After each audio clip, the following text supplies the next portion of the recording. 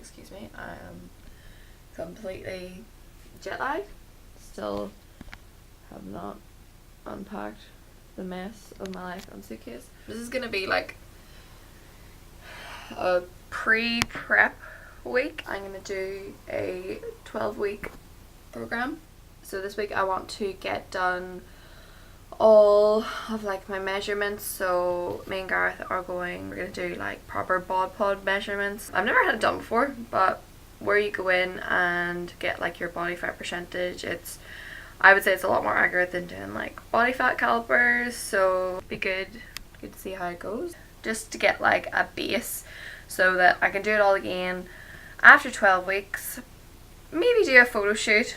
Don't know, I've never done anything like that before, so it would be good to actually see what my body can produce, if you will. I've been training for years, so I hope I've got a good solid base, so we'll soon see. This week is just about getting back on track and sort of eating good again. All I bet is Mexican food and basically junk food for an entire 2 weeks on holidays, as I am here with my peanut butter M&Ms. The only thing I have left, pretty sure I need to consume that before I start, but yeah, should be good. See what's in store. It doesn't really matter, 'cause you're here with me now. It doesn't really matter, 'cause I feel so free now.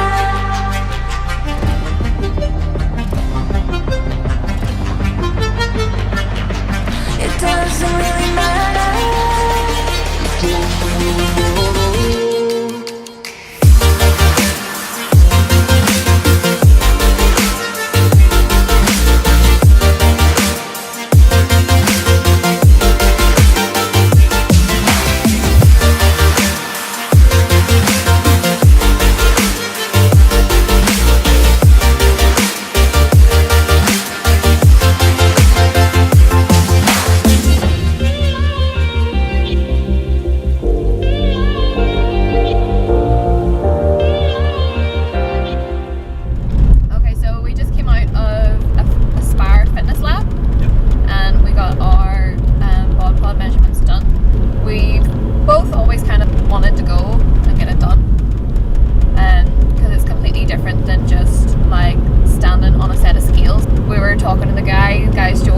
Lovely guy.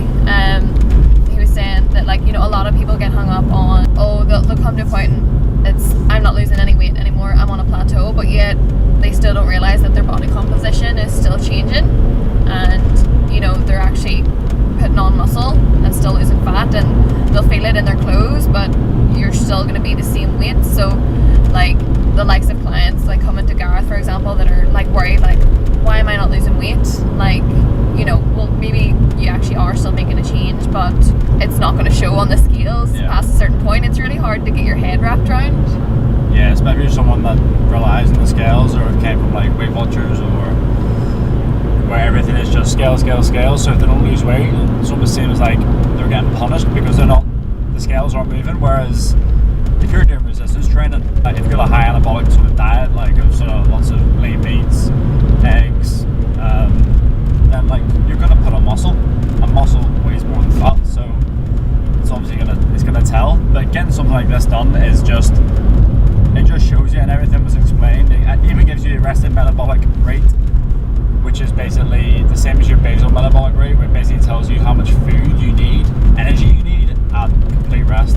I think mine came out at 1581, so that's how much calories I'll burn if I sit on the sofa all day. You need to take into account, yes, that's what you sit and burn, but if you're going to go and exercise, that's going to increase. So you need more food to actually run your body. Yeah, if you've got like a high active job, if your job, say you're a postman, you walk about 10,000 steps, and then you go to the gym, like you're going to need a lot more energy than someone who has an office job all day. Even like in Kayleigh's case, you give 1,500 calories at complete rest, so you're going to need 2,000 calories. Yeah. Taking consideration your activity levels. You tell some girl they need 2,000 calories, they're going to freak out, like, what? I can't eat that.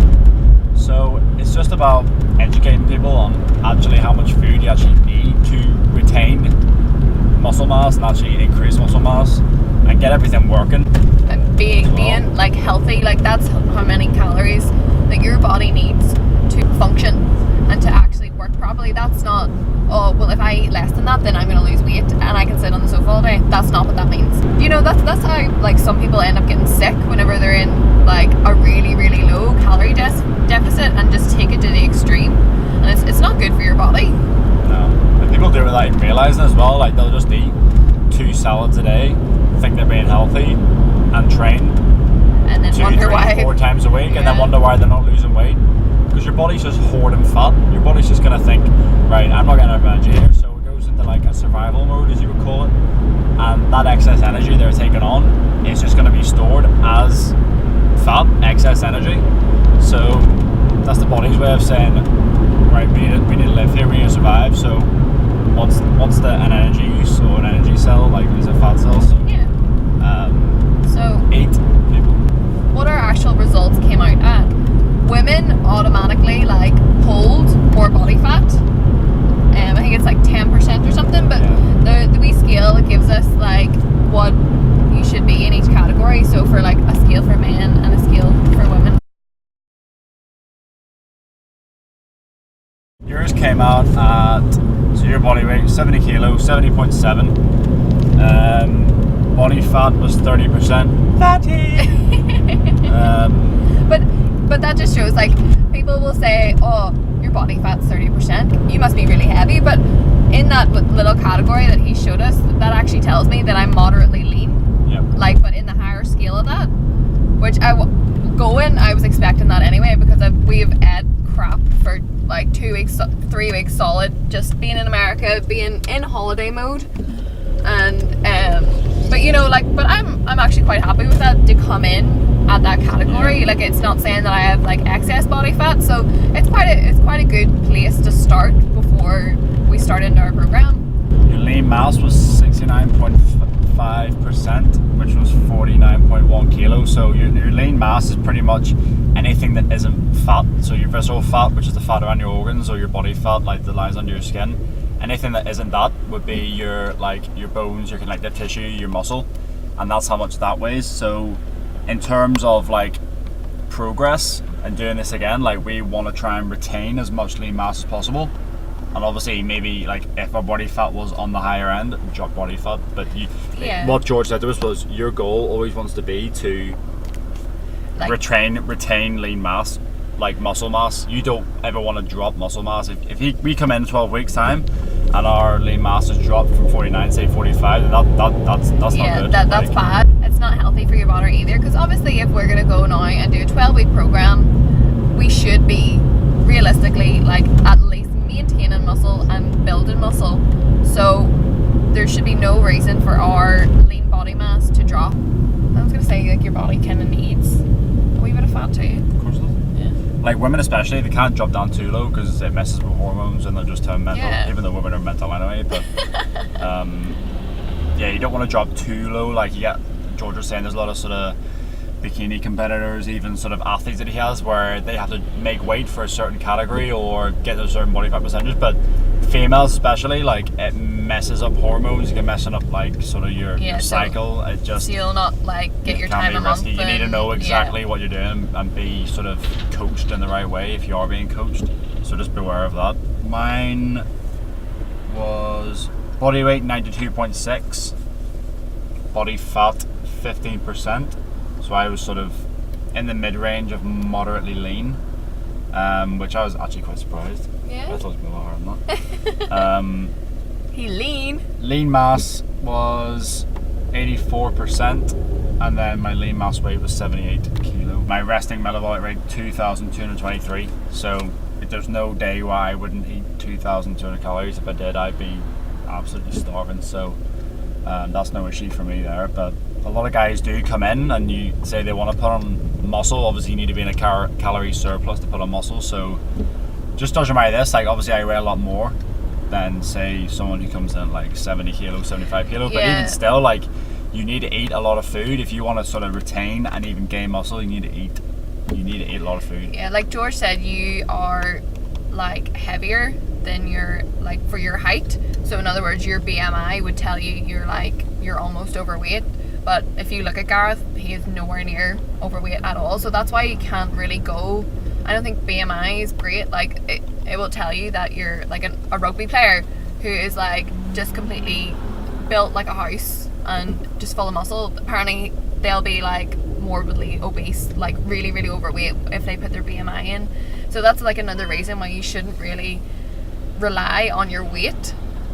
Like, you need to go by like measurements or pictures. We're obviously going to be doing that as well, so we'll be taking measurements and like before pictures and after pictures, because that's the best way to track your progress, is to physically see it. Yeah, you can see it, but this is just like an extra way of like being scientific, if you like, being sort of done the nitty gritty. But I think if you're really serious about wanting to sort of like change your shape or get into fitness, get into weightlifting, get this done. Like 100% get this done. It's the best way to track it, especially if you are relying on the scales and you're kind of worried like, oh, it's not really changing anymore, but in reality it is. Yeah. And this is just another way to actually prove and show that. So the plan is now then, I'm going to come back in 8 weeks and get mine done again. So I start Monday, an 8-week program that I've sort of designed myself. I'm keeping myself accountable, which I don't think is a good idea, but sure, we'll see. Yeah, I'm going to do, because I go to Ibiza in 8 weeks, just for three days. Yeah. So he's that's kind of joining me on my 12-week program, but he's just going to do 8 weeks because he has something to work towards, and then like it doesn't really make sense him being on this really intense, really strict diet and then going on holidays with his friends. Like that's pointless. So he's going to stop at like 8 weeks and then come back and join me again. Yeah. I'm basically going to be his little bitch for like fucking 12 weeks. So whatever he says, I do. So I don't know if that's a good thing or a bad thing. I'm kind of scared. But this is going to show as well, like, he's obviously my boyfriend, so he's going to be with me all the time. He's going to be actually physically seeing what I eat, how I'm going to be training, what I'm going to be doing every day. So this is literally an example of you need to do 100% of what your PT tells you to do, and there's a reason why. I suppose I have that advantage of, you know, if you've got a PT, they're not going to be there whenever you're sitting at night having a cup of tea and you want that biscuit, you want that digestive biscuit, whereas Gareth will be sitting looking at me like, you can't have that, you can't eat that. I'm like, I'm actually looking forward to eating vegetables after like 2 weeks of fucking grease, like tacos and Mexican food and M&Ms and Reese's, and it's been good, but I'm actually looking forward to eating good and being back on the wagon. Bye, fans.